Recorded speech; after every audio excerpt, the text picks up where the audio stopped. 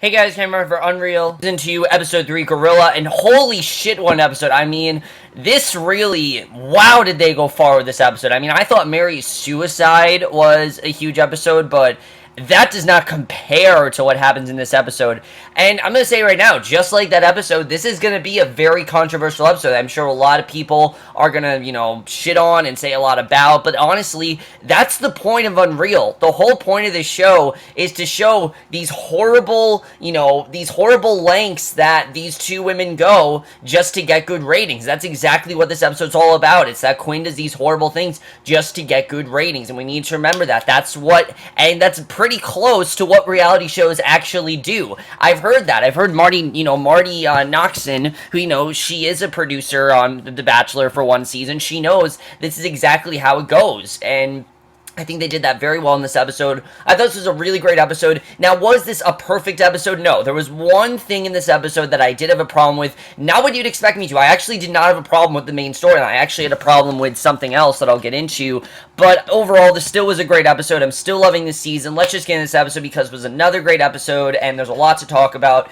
We start on the set of, I'm going to say Everblasting, because that's what Chet wanted to call it. And Chet's basically, we see, turn the show into, like, an action movie. There's, like, explosions everywhere. There's motorcycle stunts. And Darius and Romeo are with him. And Darius asks what he's doing. Because, obviously, this isn't at all the show they want to make. And Chet says he's making magic, and over the hill there's an ATV tour. And they're going to be driving the ATV, and there will be explosions on the right, explosions on the left. Romeo says that Darius is a man with $60 million insurance policy in his body, and he can't even play a game and pick up basketball.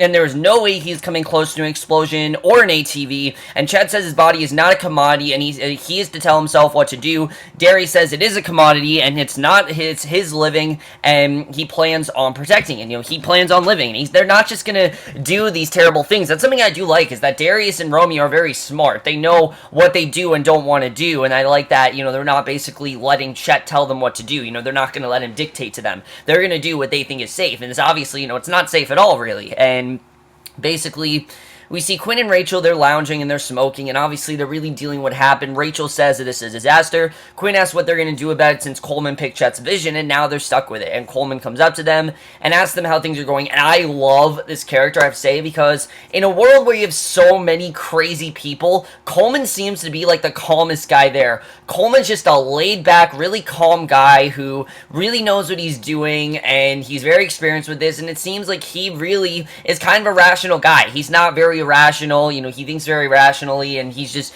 I really like the actor as well. I definitely really did like his character in this episode. He comes up to them, asks them how things are going. Quinn says the ATVs are ripping up the lawn, there's a gaggle of lost girls in their underwear, and not a hint of romance in sight, so it sucks. Coleman says he's not a threat, and the network just put him in charge to get them back on track, and I like that he told them, look, I'm not going to be a threat here, I'm just here because Gary told me to. And Quinn asks if he's really the expert, and she says he never worked on an actual television show before, and she asks if his balls have even dropped yet, and he says to ask Rachel, who's a big fan of his docuseries on Cambodian sex workers and won a ton of awards, and because it became the cornerstone of the network and results in a bidding war for his services, her network actually won, so the balls are down there clanking away. And he asks if they've seen Chet, and Rachel says check the ATV check, and I really did like the way that scene was done. Just the way that Quinn, you can tell, doesn't like Coleman. He doesn't really care. Quinn says that that's right, his alley, and who cares about story, and tells Rachel if she was a man, they wouldn't be doing this to her. She'd be wearing sweatpants, scratching her nuts, and banging hot 22-year-olds.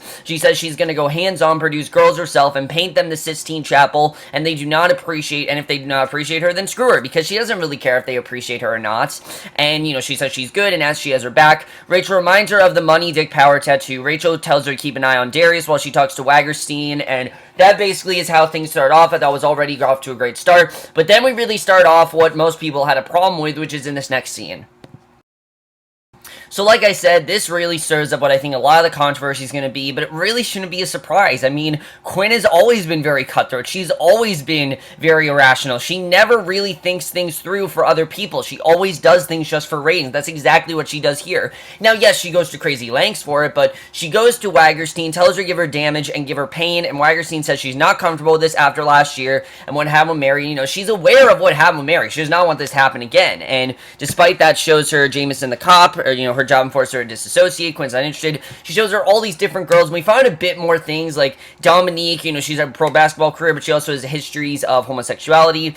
There's this girl, Haley, who is apparently acts out sexually, but then she shows her Brandi, who is the main girl we focus on here. And like I said, what I like about this show is that each episode, you know, we don't always focus on the same group of girls. We focus on a different group in this episode. In fact, Tiffany, who we focused on deeply last week, doesn't even have much to do here. You know, she doesn't even have a line this episode. So that's something I've always liked that UnREAL does, is that characters we focus on next week, we might not focus as much on the next week. And I think it's really cool the way they do that. She shows her Brandi, who's a mixed martial arts fighter, who grew up in foster care, who has classic signs of abuse, trouble forming relationships, and Quinn says that that's great, then asks about Chantal, and Wagerstein says they have to be careful. She saw what Madison did to given her sensitivity over her fiance, she can unravel, and Quinn thanks her, and basically, you know, that's what she needs. She now has the drama that she needs, because obviously, Quinn wants to stir up drama, she wants things to go her way, and it's not going her way, so she needs to make sure it goes her way. Chet then shows Darius how the competition's gonna go. It's this really elaborate and dangerous obstacle course, something in the vein of, like, a camping trip. Like, it really felt like something you do with, like, a summer camp, and I do like what Chet's trying to do with it. He says, you know, rather than have him take them out on a date, they're going to do physical challenges to compete for him. The difference is that, I mean, they're wearing probably the most sexual clothing possible, and it's not at all safe what he's doing, and he says he thought it'd be a good idea if Darius ran the course once and the girls watch, and Darius says he can't do that. Chet, or they could all sit in his skybox and kick back and watch proceed, and they agree. So Quinn is with Madison and Jay and says she is hands-on, so she will be producing two of their girls to herself, Chantal and Brandi, and Rachel's with Coleman, asks him, and obviously, you know, Jay has some problems, but he doesn't really care. So Rachel's with Coleman, asks if they're just letting Chet bury them today, and these are some of the best scenes of the episode. The scenes with Rachel and Coleman I really love, and you really do see these two actually seem like they're going to form a relationship. Coleman says he has the suitor, he wants to see what he does. Rachel lets him know the show is about the contestants and not the suitor. He's had a ton of experience, refugee, famine, war, and she says that's easy. He says the only thing hard about the show is pretending it doesn't highlight how deeply vapid American cultural is. He says he's not trying to be a dick, but it's the lowest common denominator, buff boys and giggly girls, and she says if he was so good at his job, why doesn't he tell her why he picked Chet? Because he cleared the game a horrible pitch. Because, yeah, I mean, why would he pick Chet? And he says he's Gary's friend, so, you know, he's giving him a rope to let him hang himself, and if he does, Quinn will be more than happy to pick up the slide, and she says she could just walk away. He says that if she does, then it might be her chance to shine, because we know that Rachel, what she wants is, obviously, you know, have full control, and I think he knows that as well, and Quinn then he knows that, obviously, you know, she wants to be in control,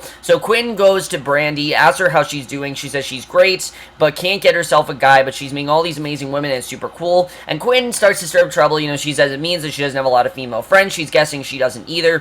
Brandi asks why she cares, and we actually found a lot of stuff about Quinn here that I don't think we knew about. You know, she says she sees a lot of herself in her. Brandi says she's fancy. Quinn sits down, says she grew up on a dirt road with no friends and an alcoholic father, so from one broke-ass kid to another, watch her back because everyone there wants the same thing she does, and they're all willing to fight for it. And Coleman asks Rachel if what Quinn is saying is true, and she says it doesn't have to be, but in this case it actually is. And honestly, I felt bad for Quinn. I don't think we've ever heard that Quinn was broke and she went through all this stuff, but it's really sad to see. I mean, it's great that Quinn is where she is today, but knowing that she was in that position is really sad. I mean, does it condone what Quinn does? No, not at all, but that's not what they were trying to show. You know, Quinn's only doing this to get close to Brandi, and she says this is how they make the show. Quinn then tells Brandi that Darius likes her, don't let the other women take that away from her. Rachel explains to him that they create the drama, creating a story week to week. He says he loves that. She takes reality TV so seriously, and she says it's good. He doesn't need to worry about making money for a living, and he says that he's been pretty lucky. She says that his trust fund helps, and he asks about hers, and she says he knows nothing about her,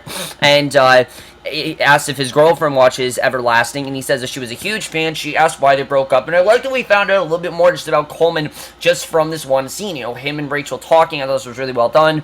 He says Hollywood gave him an opportunity. He felt he needed some space, and she knew they both needed a change. And Rachel says she dumped him, and for the first time in his Ivy League, picture-perfect life, he's been downgraded from award-winning docs to reality TV. He says something came up, and she knew that he's 28 years old, and he can't be spending the rest of his life playing catch-up with all of his friends on Wall Street. He would have never dumped her. He loved her, and she said this is how that they make the show. This is exactly what happens. I thought it was a very well done scene. I like the scene between Rachel and Coleman. You can tell that Rachel is definitely moving on from Adam, and I really like the way that was done. Really good stuff there. But then we get a little bit more going on here when things start to get really crazy, and definitely a lot of manipulation starts, which is especially in this next scene.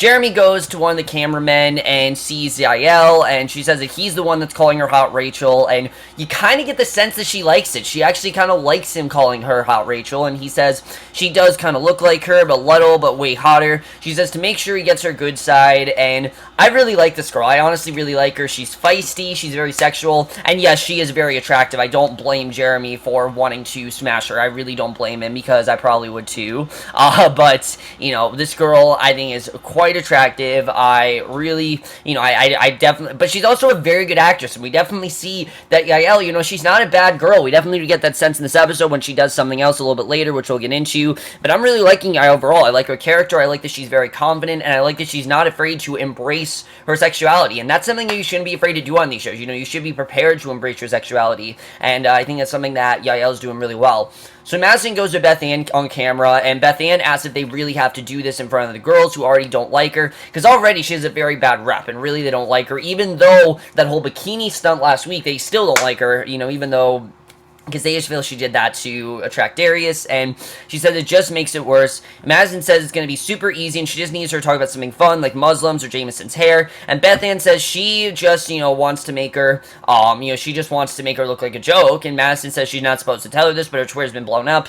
Thousands of new followers every day just because she speaks her mind, and you get the sense that Madison's only saying this to manipulate her, which I like that Madison is becoming a lot more, you know, she's not as, you know, afraid to take some, you know, desperate measures, and she's not afraid to do some risky things. That's exactly what she's doing here. She says she speaks her mind and says she's like Donald Trump with boobs, and she gets her to agree.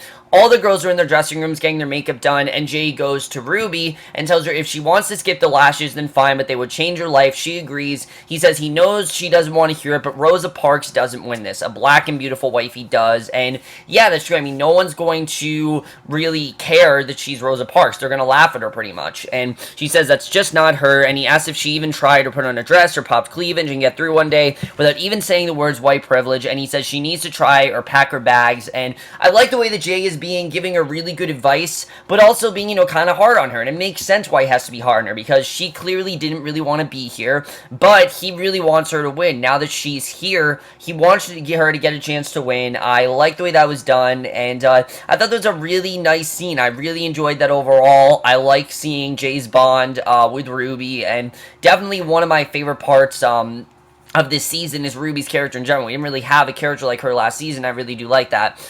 So Quinn then goes to Chantal, tells her she looks good after the years she went through. She says it really upsets her that people would question her motives for being there, and Chantal says she doesn't listen to Chantal, not Chantal, I keep saying Chantal, it's Chantal. She says she doesn't listen to gossip, and Quinn says she really respects that, and if some needy fighter chick was accusing her of using her own fiance's death to get ahead, she doesn't know what she would do, but it wouldn't be pretty, and obviously, she's trying to make Chantal think that the girls are talking about her, which we know they're not, and Chantal asks if she's talking about Brandi, and Quinn says she is so full of it, assuming that Darius wouldn't be as interested in someone as fragile as her. She can't believe it, but she seems great, and Quinn tells everyone to cue Graham, but then realizes that that's Chet's job now, and she really isn't in charge of that anymore. So, a lot of really good stuff going on there. I like the way the Quinn's really starting to stir up trouble, but then we get to the most controversial stuff in this episode, which really sets up why this episode is so controversial in this next scene.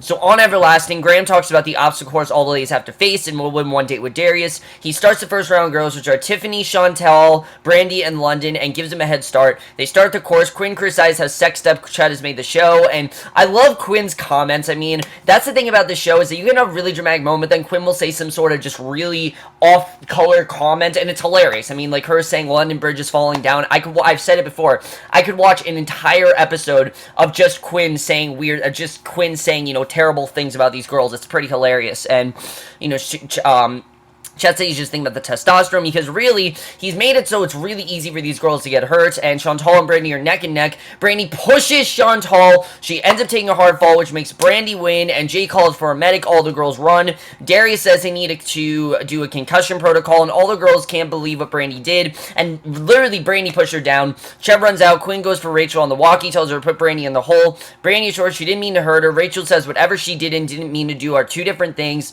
She is to wait there, and you know, she she pushed her. That's what it looks like. It looks like she pushed her, and they really can't say she didn't. So Brandi says she can't let her lock her in there, begs her to be let out, and she says she can't breathe. Quinn says she needs Rachel to tell Darius to get Chantal, tells Madison that she's got to prep her. She wants her wounded and wet, and Coleman asks her if she has an inkling, and Quinn says she definitely does, and tells him to basically get rid of Chet because it's not working. You know, not get rid of Chet completely, but sideline him and let her do the rest for the day and let her run with it, and he agrees. Chet then tries to reason with Coleman, tells him that he created the show and he feels he may have been blinded by vaginal fairy dust, and Coleman says they're just trying to make a good TV show. Quinn then gets and then we see, this is the part of the episode I had kind of a problem with, because Chet then gets a call from a lawyer who says to let him know what the judge says about custody, slams phone down in frustration, as it appears that the only reason he's acting this way is because he's not getting custody of his son. Now, why this is, I don't know, but this is the thing. I mean, Chet's supposed to be the villain of the show, and I get that, yes, we're supposed to like the villain. You know, we're not supposed to like the villain, but we're kind of supposed to sympathize with him. It's just, this just kind of seemed like it was out of left field. Why exactly does he not have custody of his son? I don't really know, and I think there definitely is a lot more of a reason than just he's crazy. This just part, it didn't exactly work for me. Not that I didn't like it. I think Craig Bierko's a great actor, and he's perfectly capable of handling it. It's just, in this particular scenario, it didn't exactly work, especially the way that Chet's been acting doesn't really exactly, you know, condone what he's doing, which I know it's not supposed to, but I don't like that, oh, this is the only reason that Chet's acting this way. So Rachel's then with Darius, tells him to give Chantal the winning smile of his and give him flowers and a bear, and says he's got it, and she says if he wants to win the hearts of the women of America, this is how he has to do it. He says he'll take her pain away, and she asks about his pain and how he didn't do the ATV or the obstacle course, and he hasn't even worked out. He says that she's making shit up and he's fine, tells her to watch and learn. That's very important at the end of this episode, which I definitely do want to talk about. He goes to Chantal, then asks her how she's feeling, and we get this really nice scene between them. Like I said, I really do think Chantal and Darius have a good chance of possibly, you know, getting together. You know, they have this scene where he basically says she's so happy he came, she doesn't want to see her like this, and he says of course he came, he knows what it feels like to take a hard hit, he shakes her up, and they just seem to get really close. You know, talks about how when she fell off the wall she didn't know what to think, and then she woke up in his arms and it made her see things a little more clearly. So she lives her life in a very clear way, building a future. She could be proud of it, and then she lost it all in the blink of an eye. It was just gone. She never thought she'd feel the way again, but staying with him, it made her not see. It made her see what they could have together, and Darius kisses her. Quinn says true love, and it seems like Rachel's gotten through the Quinn. The Quinn kind of wants, you know, Chantal and Darius tells her to rest. I thought it was a really good scene. I like the way that was done, definitely, and you can see that these two, it seems like they actually do have something, and I don't know if Darius actually does like her, but just the chemistry they have, it seems really convincing, and maybe Darius is good at doing it because he's a very charming guy, but I think definitely it was a very well done scene. Really like the way that was done. Really good stuff there. Ruby then sees all of the girls, motions to Jay, and then tells Yael to come with her, and it really does show how good of a girl, how good of a person Yael really is, because Yael gives her a dress to wear. Yael is what she's doing there anyway, because she just seems too smart for all of them. You know, she doesn't seem like she's really trashy or slutty or anything, and Ruby says they all are. Yael says she looks amazing, she'll see her down there, and Darius sees Ruby, tells her she cleans up nice. Beth Ann then comes in, tries to flirt with him. Ruby says she can see they're trying to have a conversation. Beth Ann says there's a dozen of them and only one of him, and I get what Beth Ann's trying to say, that, you know, he can handle two of them, but Ruby turns this into a problem. She asks if she can really see herself dating a black man, asks Darius how he could date her, when she doesn't even see him as a person, and Beth Ann is insulted by her comment. Ruby says she did call her a bitch because she's an ignorant fame whore who would screw a crocodile if it got her enough Twitter hits. Beth Ann says at least she's not a prissy, stuck-up African who can't even afford herself a dress. Ruby says that her southern heritage is bullshit, and Quinn is not impressed, says it's time to blow shit up, and it's very much like what happened between Grace and Anna. Definitely, it's very much like what's going on there. The difference is that was over a blowjob. This is over heritage, so it's a little bit more important. It's not as trashy, and you kind of do get the sense as to why this is going on. I mean, this is something that Ruby clearly cares about, and Jay then confronts Ruby and says at this point she's taking all of his advice, throwing it out the window, and, you know, really she's not listening to him at all, because he said, you know, to lay low, and she's not, and Ruby says she just pisses her off. Jay says that and Jay realizes that she likes him. She likes Darius, and that's the only reason she's there. She's the smartest girl there, so start thinking and use her head, and really, you know, he feels that it could really get her far, and it's a good thing to do. So, Brandi's in the hole. Quinn goes to her. Brandi says that she can't handle this and not lock her in there. And let me just say, the girl that played Brandi, amazing performance. She really killed in this episode. You really could see how many issues she does have. Quinn says her social service file didn't say anything about confinement issues. Brandi says that file was sealed and she was a minor. Quinn says they do background checks, and Brandi says she doesn't talk about that stuff and says she is to let her out. Quinn tells her that Chantal has a concussion, and they don't know if she's going to be okay. All they know is she pulled her off the wall like she wanted to kill her, and Brandi says she's sorry, and she didn't mean to hurt her. It's just sometimes she just can't stop. And Quinn says she doesn't know what happened to her, says her foster care is a nightmare, and she can only imagine what this makes her seem crazy. And Brandi assures her that she's not. She's definitely not crazy. You know, she's very much sane, and you believe her. And Quinn says the other girls don't feel safe around her. Brandi says that it could just be if she could just let her out for a minute, and Quinn says that it wouldn't hurt, but she needs to be sure she's not going to hurt anyone else. Coleman sees all this go down, asks what they do now, and Rachel says they go in for the kill. Rachel then goes to Brandi, tells her that she's here to get her ready for the date. She won the obstacle course, but really it's just Darius saying goodbye, and Brandi says to let her give him a chance to tell him what happened, and she needs to explain when she grabs Chantal. She didn't mean to hurt her, and Rachel says it won't make any difference. Brandi says it's not fair. Rachel asks if she really wants to stay, and Brandi says that she does. Rachel says there's only one thing she can do, and that is to make Darius understand and tell him what she thinks of all the pain she had growing up, and she thinks he'll fall in love with her. And she says she's been through so much, and she's still a good person, and how could he not? And really, because of that, you know, how could he not fall in love with her? So Coleman says she's good, says the two of them together are terrifying, to remind him to never get on their bad side, because he can really see how conniving these two really are. But then we get the thing that I think is probably the most controversial stuff in this episode when we get to the next scene.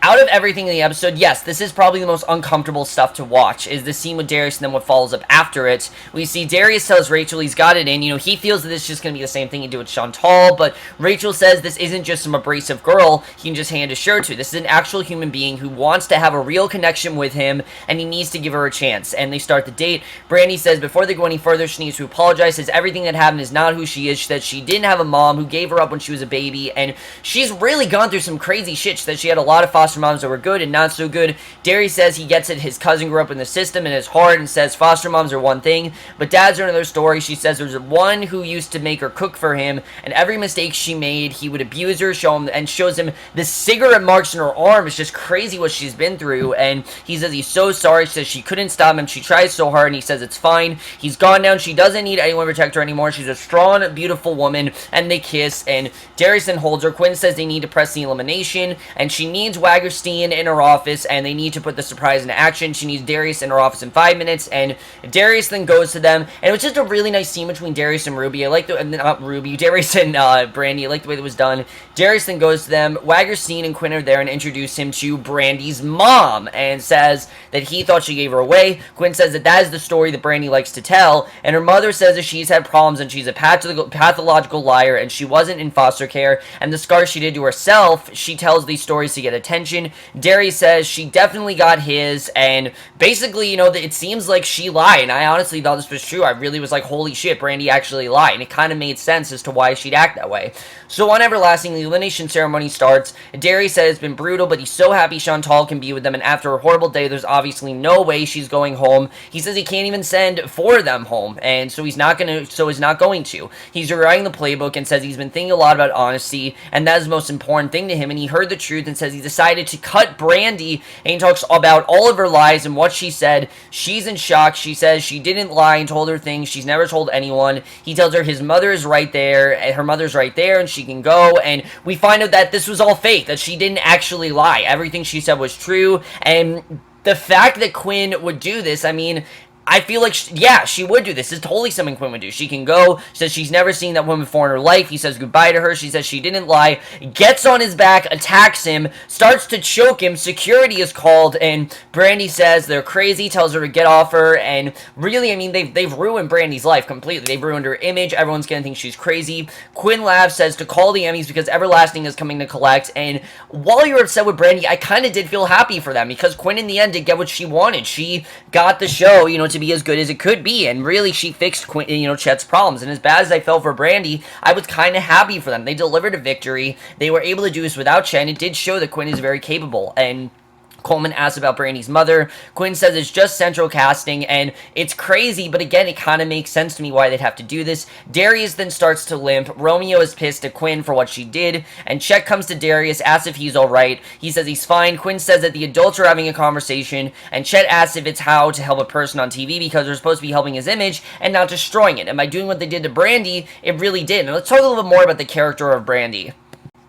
Now, there is a clear difference between Brandi and Mary. I know a lot of people say that Brandi is very much like Mary, but she's really not. Mary was only that way because she wasn't taking her meds. Brandi, on the other hand, has been through a lot. She's been very destructive. You know, she had a terrible childhood. She had a father who gave her cigarette marks, and this is stuff that she never told anyone before. And just from what happened with her, I mean, they called security and everything. Really, I mean, how can you not feel bad for this girl? I felt terrible for her. The actress was amazing, but I really did feel bad for her. But at the same time, I felt happy for Quinn because she was able to convince the network that she does know what she's doing, and I like the way that was done. I thought that was really good, but you also feel terrible for this girl. But honestly, guys, you guys should know, this is not pretty too far off from what happens on reality TV. I've heard many scenarios where girls are portrayed one way, they're not actually that way. You know, Brandi's portrays a crazy person, and she's not at all crazy. They want everyone to think she's crazy, when really she's just a very damaged girl who's really going through a hard time, and they made her seem crazy from her edits, and that happens a lot, especially on Big Brother. Like I've said, that happens a lot. I said that this last season on UnREAL, and I'll say it again this season, that this really does happen a lot, and it's not too far off from what actually happens. And remember, Brandi didn't kill herself, so, you know, it's not as bad as Mary, but it is just as, it's worse than what they did to Mary, but she didn't actually kill herself, so...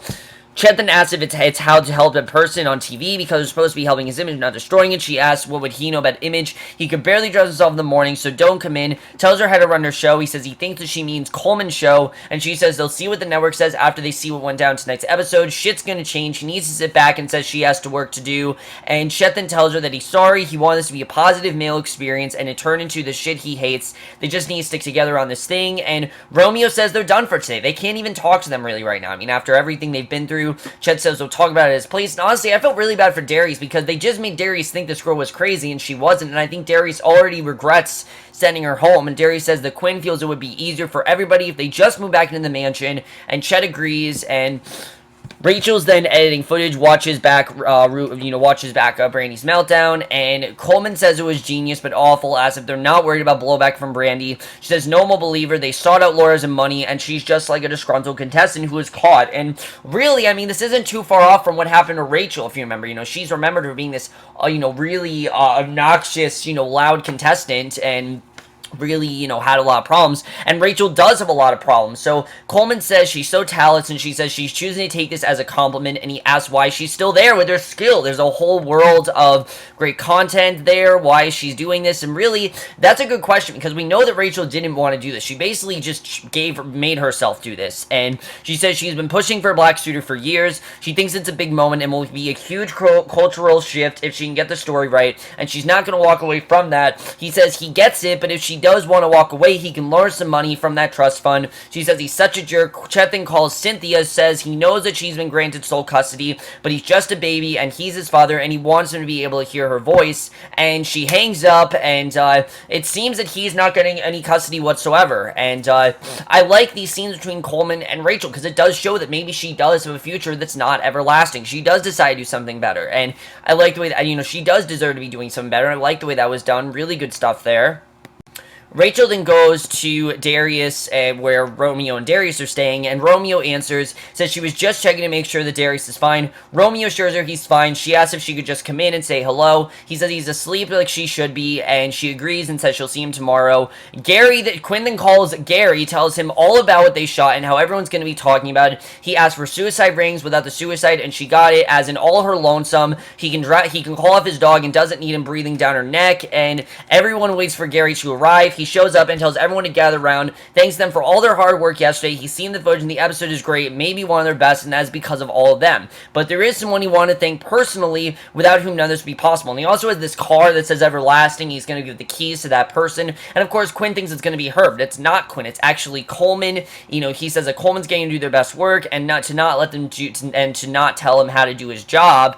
And obviously, Quinn's really pissed, so she goes to confront, so Gary, talks to Quinn to have a word with her, and tells him all about what Rachel did, how Rachel was the one that came to him, and told him that they had no idea what they were doing, and wanted to let her run the show all by herself, and that's why Coleman's there, and if she wants her hands back on the ring, she needs to get control of her people, and she says she will, and you really get the sense that Quinn's going to have a deep conversation with her. Rachel then gathers her stuff, says she knows that Quinn just found out. Coleman says she doesn't need Quinn, she needs to understand that Quinn and Chet are dinosaurs, they can run this show, but that's all they can do. Really, you know, they can't run anything that's not everlasting, but she can. Between them, they can make shows that actually mean something that people need. Because again, he's on this show only because Gary put him on it. He really is not a fan of how everlasting is handled. He feels that this is trash TV, and really, it is very trashy, especially because half of it's made up. And he kisses her, asks her if it's too soon. She kisses him back. Quinn asks where she is. And honestly, I didn't think this was too soon. I thought it made sense why. You know, this was his way of motivating her. And, you know, Rachel's always been kind of an in-the-moment girl, really. And Quinn asks where she is. Says Darius needs to see her. Chet then takes his son from his crib. Kidnaps him. Literally just kidnapped his son. So, this is the thing I don't understand. There's a part of me that feels like they're trying to get us to sympathize with Chet. But then he goes and does things like this. So, it's like, I don't really know where the show wants us to feel about Chet. And that was the only thing this episode I wasn't okay with, but Rachel then goes to Darius, tells her to come here, asks if he's okay. He tells her to shut the door, and we don't know what's going on. He appears unable to get up, and that is how the episode ends. But crazy stuff overall, guys. Let's just get into this because there's a lot to talk about. So overall, like I said, while this was a very dark and hard to watch episode, especially the scene with Brandi towards the end, I still really did love this episode. There was some really great stuff here. I'm really liking where Rachel and Coleman are going. But let's talk about Darius, because we know that Rachel told Darius, oh, I haven't seen you worked out. I really, and, you know, I haven't seen you worked out, I haven't seen you on any TV, why aren't you doing this stuff? I really feel that there's something more going on with Darius. Maybe he has some sort of physical condition that he's not telling her about, and a lot of people have said maybe he can't play football anymore. Maybe that's the real reason why he's on the show, not just to clean up his image, but also because he can't play football anymore, and he needs a different outlet, and that's kind of why. So I definitely feel there's something more going on there. What it is, we don't know, but either way, Darius is seriously hurt, and this is going to get really bad, and we'll have to see what happens with that, because that's really interesting. And I like where that's going, and the way they're focusing more on the character of Darius, even more than they ever did with Adam. Adam, we just knew that he was a playboy and he slept with a bunch of girls. Darius is so much more of a three-dimensional character, and I really do like that. Adam was supposed to be two-dimensional, but Darius is not like that at all. I like where they're going with him. I think it's really interesting overall. As far as Coleman and Rachel, I really like where this is headed, but how is Quinn going to handle this with Rachel? I cannot wait for that confrontation. It looks like next week she's going to hand over the show to Rachel and Coleman and actually see what they can do, so that's going to be interesting as well as to how Quinn reacts to this whole situation, because she now realizes that the person she trusted the most and got a money dick power tattoo with, completely betrayed her, and she doesn't really know. I don't really know how she's going to handle this. This is going to be very interesting as well to see what happens with that. That's something I'm really looking forward to. As far as Chet just kidnapped his son, so what's going to happen there? Is Cynthia going to find out? I don't really know. That's going to be very interesting how that all turns out. And then as far as, the contestants go, I really like this whole Ruby, Beth Ann, tension here. I like that. I think Ruby has some very strong points that, Beth Ann, she doesn't really like Darius. She only likes him because he's a football player. She doesn't really see him as a person, that kind of thing. And now Ruby actually does see him as a person, and I think she actually does like him, and I think, honestly, she could go very far from what Jay is saying. So will she take Jay's advice? Let's see what goes there. It seems like Ruby's a girl that really just takes her own advice. She doesn't listen to other people. She does what she feels is right, and that's how she works. And I think it's really interesting the way that she's being handled. So I like the way that that's going. And the way that Madison's making Beth Ann think that everyone loves her, I don't think is true. I think Beth Ann really is going to end up being one of the most hated characters on the show. I mean, look at someone like Erin on Big Brother 15. Yes, she got tons of critical reception, but only negative reception for her comments. And Beth Ann is very much going to, I think, being portrayed the same. That she's being portrayed for her negative racist comments, so making her seem like a racist, which clearly we've seen Beth Ann is not a racist. This is just how she was grown up. This is how she's been taught, and she's not really a racist girl, really. I mean, yeah, she's kind of says some things that might not be justified, but she's not necessarily a racist. I think we definitely have gotten that sense in these two episodes. I think we definitely saw that here. As far as Chantal and Darius go, I really do see these two being endgame. I really do see these two go. I think Chantal, is probably going to be the winner. I could really see that happening. But then I say maybe Ruby could be the winner. Just the way they're focusing on these girls, I think is really interesting. I like the way that that's going. I like the relation between Jay and Ruby. I like the friendship that they're developing. I like that Jay's telling her to do things and Ruby's not. Like I said, I think that was very interesting. And I like that Madison's becoming a lot more cutthroat. You definitely get that sense here. That's something I really did enjoy. I thought that was very well done. And then as far as Chet's show goes, I don't think Chet's really going to be doing Everblasting anymore because it's not really working for anyone's favor. Although, if none of that obstacle course would happen, this would not have gotten nearly as bad as it did, and really it's Chet's fault that this turned out the way it did. But overall, guys, most of you guys saw this episode. Absolutely love this episode. A lot of stuff going on this season. I'm really loving everything that's going on. Like I said, probably my least favorite episode so far, but still a great episode, of this season at least. I still really did like this episode. Thought this was really great overall. And we'll see you guys in my next one, which will be for Brain Dead, and we'll see you guys for that. Okay, bye.